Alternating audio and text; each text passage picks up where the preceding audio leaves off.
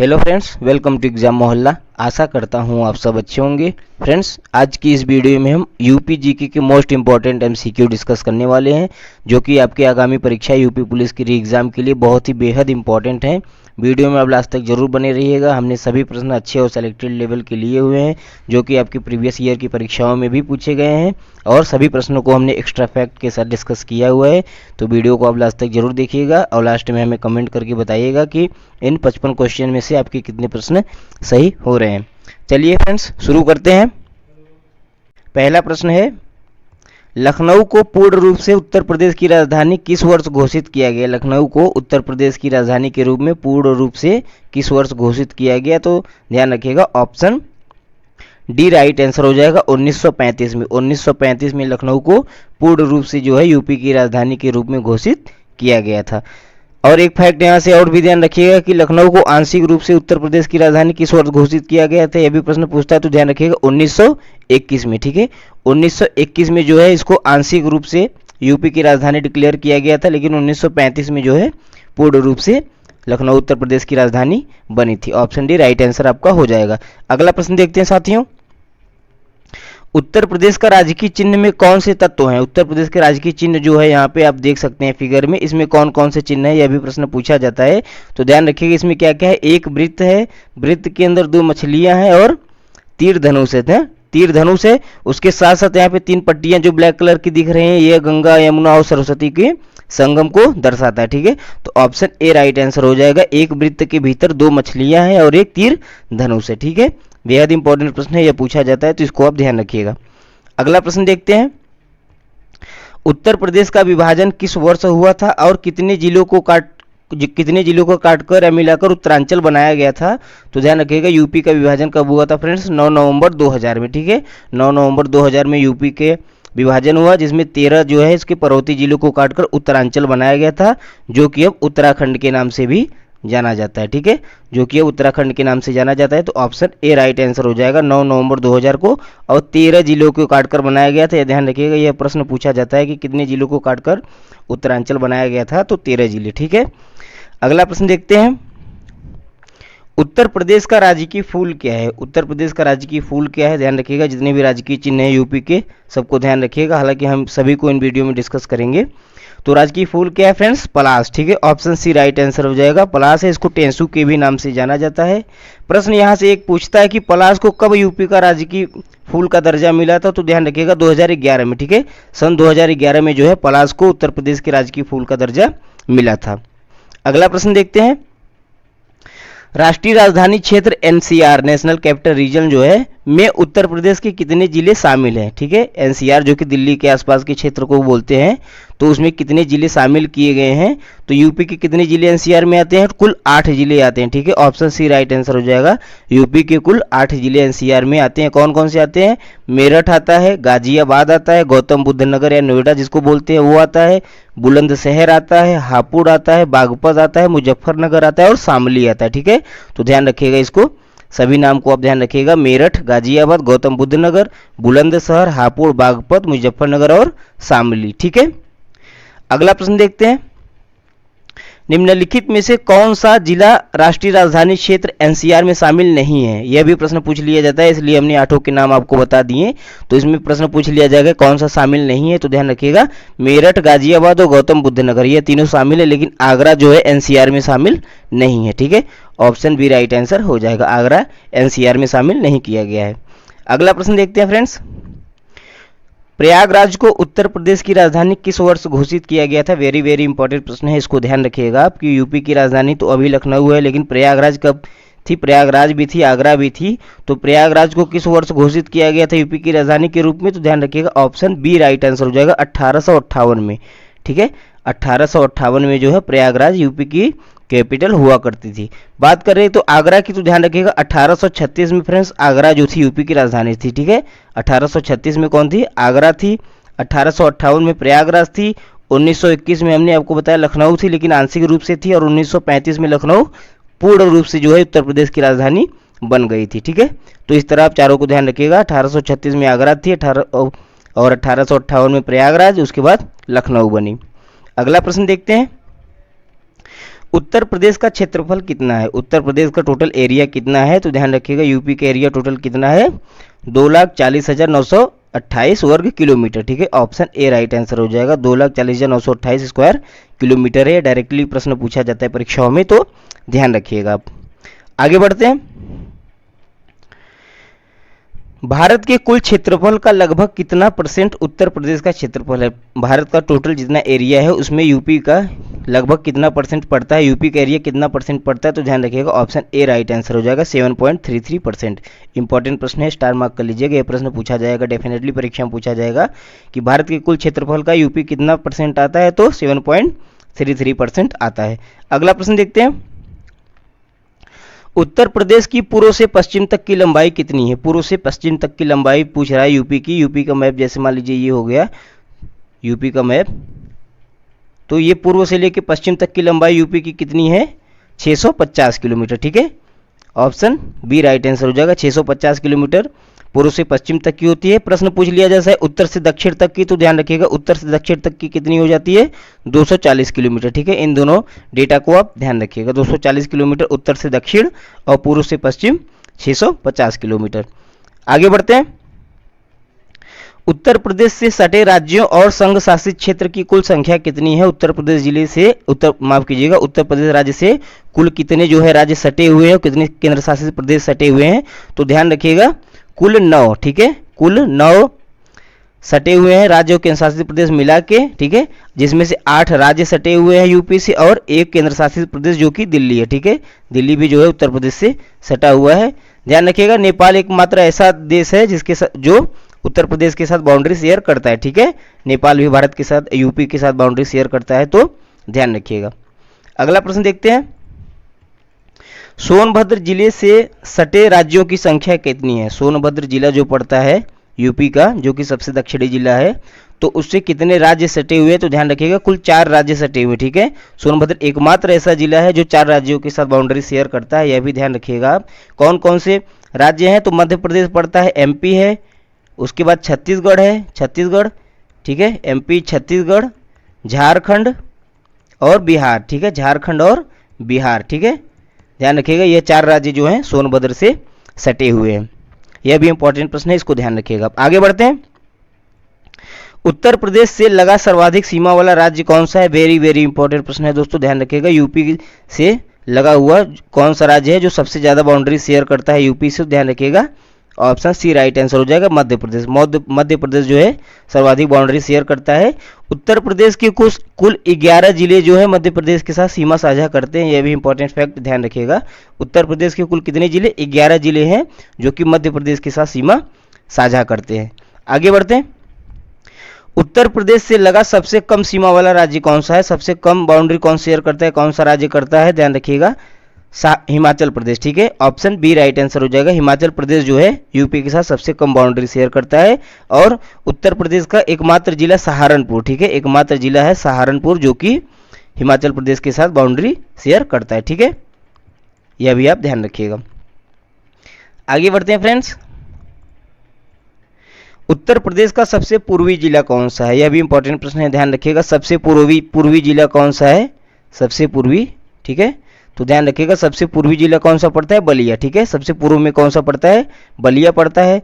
जब पूर्वी पूछ रहा है तो पश्चिमी, उत्तरी और दक्षिणी भी पूछ सकता है, तो ध्यान रखिएगा पश्चिम में कौन सा पड़ता है, शामली पड़ता है। ठीक है, पश्चिम में पड़ता है शामली, इस चीज को भी ध्यान रखिएगा, पश्चिम में शामली पड़ता है। उत्तर में कौन सा पड़ता है, उत्तर में सहारनपुर पड़ता है। उत्तर में सहारनपुर, सबसे उत्तरी जिला कौन सा है, सहारनपुर है। ठीक है, उसके बाद दक्षिणी कौन सा है, सोनभद्र, हमने आपको बताया दक्षिणी कौन सा है, सोनभद्र।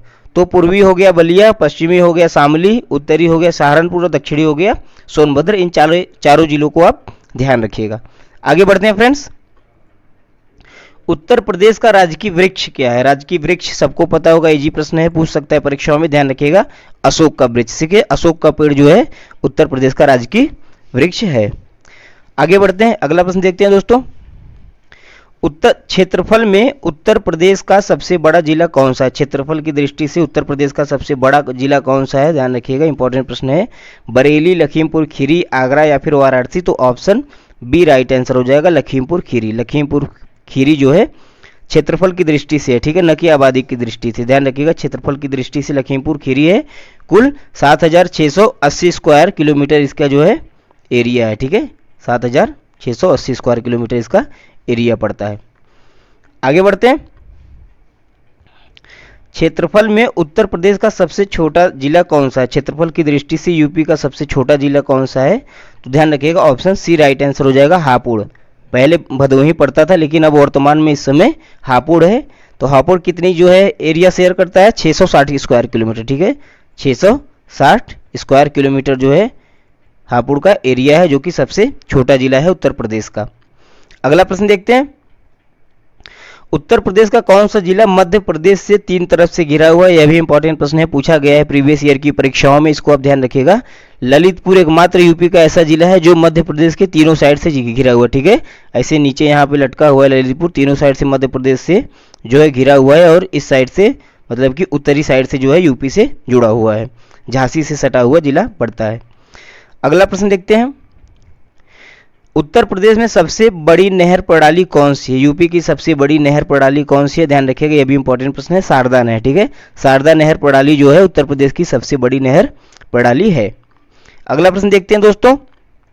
निम्नलिखित में से कौन सी नदी उत्तर प्रदेश में प्रवाहित नहीं होती है? नहीं होती है पूछ रहा है। गंगा होती है, यमुना यह भी होती है, घाघरा भी होती है, लेकिन नर्मदा जो है उत्तर प्रदेश में प्रवाहित नहीं होती है, ठीक है, यह मध्य प्रदेश से निकलती है, गुजरात से होते हुए अरब सागर में गिरती है, तो नर्मदा जो है उत्तर प्रदेश में नहीं प्रवाहित होती है। ऑप्शन सी राइट आंसर हो जाएगा।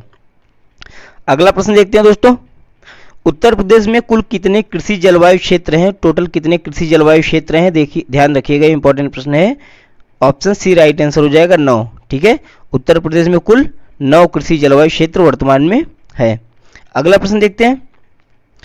उत्तर प्रदेश की विधानसभा में अनुसूचित जाति यानी शेड्यूल कास्ट एससी के लिए आरक्षित सीटों की संख्या कितनी है? तो यूपी की विधानसभा में कुल सीटें कितनी है आपको पहले यही पता होना चाहिए, 403, ठीक है, टोटल सीटें कितनी है? 403 है, जिसमें से 85 सीटें जो है वो एससी के लिए आरक्षित की गई हैं, ठीक है, एससी के लिए कुल 85 सीटें आरक्षित की गई हैं। एससी के लिए पूछा है तो एसटी के लिए भी पूछ सकता है, तो ध्यान रखिएगा एसटी के लिए 2 सीटें आरक्षित की गई हैं, ठीक है, एसटी के लिए 2 सीटें आरक्षित की गई हैं। अगला प्रश्न देखते हैं। उत्तर प्रदेश में विधानसभा की स्थापना किस वर्ष की गई थी? उत्तर प्रदेश में विधानसभा की स्थापना किस वर्ष की गई थी? यह भी प्रश्न इंपॉर्टेंट है, ध्यान रखिएगा।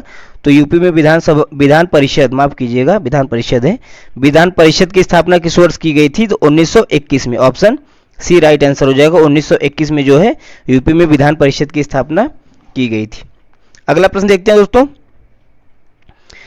उत्तर प्रदेश में राज्यसभा की सीटों की संख्या कितनी है? यूपी में टोटल कितनी राज्यसभा की सीटें हैं? लोकसभा, राज्यसभा, इन सभी सीटों को आपको ध्यान रखना है। तो ध्यान रखिएगा, यूपी में राज्यसभा की पूछ रहा है तो राज्यसभा की कुल 31 सीटें हैं, ठीक है, यूपी में राज्यसभा की कुल 31 सीटें हैं, जो कि पूरे भारत में सबसे ज़्यादा है। बात करते हैं लगे हाथ लोकसभा का भी देख लेते हैं। तो लोकसभा में टोटल कितनी सीटें हैं? यूपी में कुल 80 सीटें हैं, ठीक है, 80 सीटें कुल लोकसभा में, इस चीज़ को भी आप ध्यान रखिएगा। अगला प्रश्न देखते हैं दोस्तों। ढाई घाट मेला कहाँ आयोजित किया गया? जितने भी मेले महोत्सव हैं और एयरपोर्ट हैं, वन्यजीव अभयारण्य हैं, इन सबको आप अच्छे से देखिएगा। हालांकि इन सब की वीडियो हमने अपने चैनल पर डाली हुई है, अगर आपने नहीं देखी है तो मैं लिंक जो है डिस्क्रिप्शन में दे दूंगा, वहाँ से जाके देख लीजिएगा। उत्तर प्रदेश का पूरा सामान्य परिचय हमने बताया हुआ है। तो ढाई घाट मेला कहाँ पे आयोजित किया जाता है फ्रेंड्स? ध्यान रखिएगा, ऑप्शन ए राइट आंसर हो जाएगा, शाहजहाँपुर में, ठीक है, शाहजहाँपुर में जो है ढाई घाट मेला मनाया जाता है। हमने सभी इंपॉर्टेंट मेले, वैसे मेले तो बहुत हैं, लेकिन इंपॉर्टेंट जो हैं जो पूछे गए हैं परीक्षाओं में और पूछे जाने की संभावना है, उन्हीं को वीडियो में इंक्लूड किया हुआ है। अगला प्रश्न देखते हैं फ्रेंड्स। उत्तर प्रदेश में विधान परिषद की सीटों की संख्या कितनी है? विधान परिषद की स्थापना कब हुई थी? हमने आपको बताया 1921 में हुई थी, लेकिन विधान परिषद में कुल कितनी सीटें हैं यह प्रश्न पूछा जा रहा है। तो ध्यान रखिएगा, यूपी में कुल कितनी विधान परिषद की सीटें हैं? 100 सीटें हैं, ठीक है, ऑप्शन डी राइट आंसर हो जाएगा, इंपॉर्टेंट प्रश्न है, ध्यान रखिएगा। आगे बढ़ते हैं। उत्तर प्रदेश में सबसे अधिक विधानसभा सीटों वाला जिला कौन सा है? कुल 403 विधानसभा सीटें हैं, लेकिन यहाँ पे प्रश्न पूछ रहा है कि सबसे अधिक विधानसभा सीटें किस जिले में है। इंपॉर्टेंट प्रश्न है, वेरी वेरी इंपॉर्टेंट है, ध्यान रखिएगा, ऑप्शन डी राइट आंसर हो जाएगा, इलाहाबाद, ठीक है, इलाहाबाद, जो कि वर्तमान में प्रयागराज के नाम से जाना जाता है। इलाहाबाद में कुल जो है विधानसभा की सीटें कितनी है? 12 सीटें हैं, ठीक है, 12 सीटें विधानसभा की हैं, जो कि सर्वाधिक है। अगला प्रश्न देखते हैं फ्रेंड्स। उत्तर प्रदेश का राजकीय पशु कौन सा है? राजकीय पशु कौन सा है? तो ध्यान रखिएगा, राजकीय पशु कौन सा है? बारहसिंघा। ऑप्शन बी राइट आंसर हो जाएगा। बारहसिंघा जो है यूपी का राजकीय पशु है। आगे बढ़ते हैं फ्रेंड्स। उत्तर प्रदेश में पंचायतों में महिलाओं का आरक्षण कुल सीटों का कितना परसेंट है? यूपी में पंचायतों में जो है जितनी भी टोटल सीटें हैं उसमें महिलाओं का आरक्षण कितने परसेंट का किया गया है? तो ध्यान रखिएगा 33%। ऑप्शन बी राइट आंसर हो जाएगा। 33% जो है सीटें, यानी कुल सीटों का लगभग 1/3% जो है महिलाओं के लिए आरक्षित की गई है। अगला प्रश्न देखते हैं दोस्तों। ददरी मेला कहाँ आयोजित किया जाता है? यह इंपॉर्टेंट है, यह परीक्षा में पूछा जाता है, ध्यान रखिएगा। ददरी मेला कहाँ पे आयोजित किया जाता है? तो बलिया में किया जाता है। ऑप्शन बी राइट आंसर हो जाएगा, बलिया में। ददरी मेला बलिया में आयोजित किया जाता है। अगला प्रश्न देखते हैं। खिचड़ी मेला कहाँ पे आयोजित किया जाता है? यह भी इंपॉर्टेंट है, ध्यान रखिएगा। खिचड़ी मेला कहाँ पे आयोजित किया जाता है? गोरखपुर में किया जाता है। ऑप्शन ए राइट आंसर हो जाएगा, गोरखपुर। नेक्स्ट क्वेश्चन देखते हैं फ्रेंड्स। उत्तर प्रदेश का राजकीय पक्षी कौन सा है? यह भी इंपॉर्टेंट है, ध्यान रखिएगा। राजकीय पक्षी कौन सा है? तो सारस या क्रॉच, ठीक है। ऑप्शन सी राइट आंसर हो जाएगा। परीक्षा में क्रॉच भी दे देता है, सारस न देके, तो ध्यान रखिएगा सारस या क्रॉच जो है उत्तर प्रदेश का राजकीय पक्षी है। अगला प्रश्न देखते हैं। रिहंद कहाँ स्थित है? रिहंद जो है कहाँ पे स्थित है? तो ध्यान रखिएगा फ्रेंड्स, सोनभद्र, ठीक है। सोनभद्र जिला जो पड़ता है वहाँ पिपरी एक जगह का नाम है, पिपरी सोनभद्र में जो है रिहंद नदी पर रिहंद बांध बनाया गया, ठीक है। नदी भी ध्यान रखिएगा, रिहंद बांध जो है रिहंद नदी पर ही बनाया गया है, सोनभद्र में जो कि स्थित है। अगला प्रश्न देखते हैं। जिरगो जलाशय बांध कहाँ पे स्थित है? जिरगो जलाशय यह भी इंपॉर्टेंट है, पूछा जाता है परीक्षाओं में, ध्यान रखिएगा। जिरगो नदी पर ही बनाया गया है और कहाँ पे पड़ता है? तो मिर्जापुर में पड़ता है। ऑप्शन ए राइट आंसर हो जाएगा, मिर्जापुर में जिरगो जलाशय बांध स्थित है। अगला प्रश्न देखते हैं। परीक्षा बांध कहाँ स्थित है? वेरी वेरी इंपॉर्टेंट प्रश्न है, ध्यान रखिएगा। परीक्षा बांध कहाँ पे स्थित है? तो झांसी में, ठीक है। ऑप्शन ए राइट आंसर हो जाएगा, झांसी में स्थित है। रानी लक्ष्मीबाई की परीक्षा हुई थी अंग्रेजों के सामने, तो इस तरह से आप इसको याद रख सकते हैं। परीक्षा बांध बात करते हैं किस नदी पे है, यह भी पूछा जाता है, तो ध्यान रखिएगा बेतवा नदी पे, ठीक है। बेतवा नदी पे है परीक्षा बांध। अगला प्रश्न देखते हैं दोस्तों। रानीपुर अभयारण्य किस जिले में स्थित है? रानीपुर अभयारण्य जो है वह किस जिले में स्थित है? तो ध्यान रखिएगा ऑप्शन सी राइट आंसर हो जाएगा, बांदा। रानीपुर अभयारण्य कहाँ पे स्थित है? बांदा जिले में स्थित है। अगला प्रश्न देखते हैं। विजय सागर अभयारण्य किस जिले में स्थित है? विजय सागर अभयारण्य किस जिले में स्थित है? महोबा, बांदा, चित्रकूट या फिर इटावा? तो फ्रेंड्स आपका राइट आंसर हो जाएगा ऑप्शन ए, महोबा। विजय सागर अभयारण्य कहाँ पे स्थित है? महोबा में स्थित है। अगला प्रश्न देखते हैं। ताज जो कि जेवर अंतर्राष्ट्रीय हवाई अड्डे के भी नाम से जाना जाता है, किस जिले में स्थित है? इंपॉर्टेंट प्रश्न है, ध्यान रखिएगा, नाम से कंफ्यूज मत होइएगा। कुछ लोग कंफ्यूज हो जाएंगे कि ताज जो है ताजमहल आगरा में है तो आगरा में ही एयरपोर्ट होगा, लेकिन ऐसा नहीं है। ताज एयरपोर्ट कहाँ पे बन रहा है? जो है ग्रेटर नोएडा गौतम बुद्ध नगर में, ठीक है। ऑप्शन डी राइट आंसर हो जाएगा, ग्रेटर नोएडा में जो है ताज अंतर्राष्ट्रीय हवाई अड्डा है। अगला प्रश्न देखते हैं। सरसावा वायुसेना केंद्र कहाँ पे स्थित है? यह भी इंपॉर्टेंट है। सरसावा वायुसेना केंद्र कहाँ पे स्थित है? तो ध्यान रखिए कहाँ पे है? सहारनपुर में, ठीक है। यूपी के सबसे उत्तरी जिला पड़ता है सहारनपुर, वहाँ पे सरसावा वायुसेना केंद्र स्थित है। अगला प्रश्न देखते हैं फ्रेंड्स। हिंडन वायुसेना केंद्र किस जिले में स्थित है? यह भी इंपॉर्टेंट है। हिंडन कहाँ पे पड़ता है? तो हिंडन पड़ता है गाजियाबाद में। ऑप्शन बी राइट आंसर हो जाएगा, हिंडन जो है गाजियाबाद में पड़ता है। अगला प्रश्न देखते हैं। उत्तर प्रदेश की कुल जनसंख्या कितनी है? 2011 की जनगणना के अनुसार यह प्रश्न पूछा गया है, ध्यान रखिएगा। तो 2011 की ही जनगणना लास्ट जनगणना थी हालांकि। तो यूपी की उस समय जो है कुल जनसंख्या कितनी थी? तो ध्यान रखिएगा 19,98,12,341। डेटा आप याद रखिएगा, एक बार देख लेंगे ध्यान से तो परीक्षा में कर ले जाएंगे, कंफ्यूजन नहीं होंगे। ऑप्शन ए राइट आंसर हो जाएगा, ठीक है। यूपी की कुल जनसंख्या 19,98,12,341 है। अगला प्रश्न देखते हैं।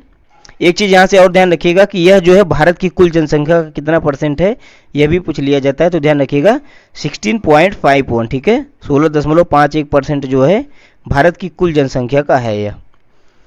आगे बढ़ते हैं। उत्तर प्रदेश का जनसंख्या घनत्व यानी पॉपुलेशन डेंसिटी कितनी है? इंपॉर्टेंट प्रश्न है, ध्यान रखिएगा दोस्तों। पॉपुलेशन डेंसिटी जनसंख्या घनत्व यूपी का कितना है? तो 829 व्यक्ति प्रति वर्ग किलोमीटर, ठीक है। ऑप्शन ए राइट आंसर हो जाएगा, 829 व्यक्ति प्रति वर्ग किलोमीटर, ठीक।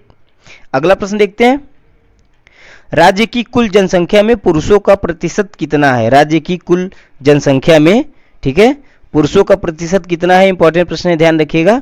टोटल जनसंख्या में पुरुषों का परसेंट फ्रेंड्स है जो है 52.29%, ठीक है, 52.29% जो है पुरुषों की जनसंख्या है। तो महिलाओं की कितनी हुई, माइनस कर देंगे 100 से, 47.71%, ठीक है, 47.71% जो है महिलाओं की जनसंख्या है, टोटल आबादी।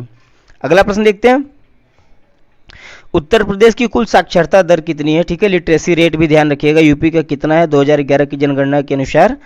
तो ऑप्शन बी राइट आंसर हो जाएगा 67.72%, ठीक है, 67.72% जो है साक्षरता दर है यूपी की। अब इसमें पुरुषों की भी पूछ लेता है कि पुरुषों की साक्षरता दर कितनी है, तो ध्यान रखिएगा 77.30%, ठीक है, 77.30% जो है लिटरेसी रेट था मेल का। और फीमेल का ध्यान रखिएगा, फीमेल का कितना था 57.20%, ठीक है, 57.20% जो कि बहुत ही कम है, यह महिलाओं का लिटरेसी रेट था, ठीक है।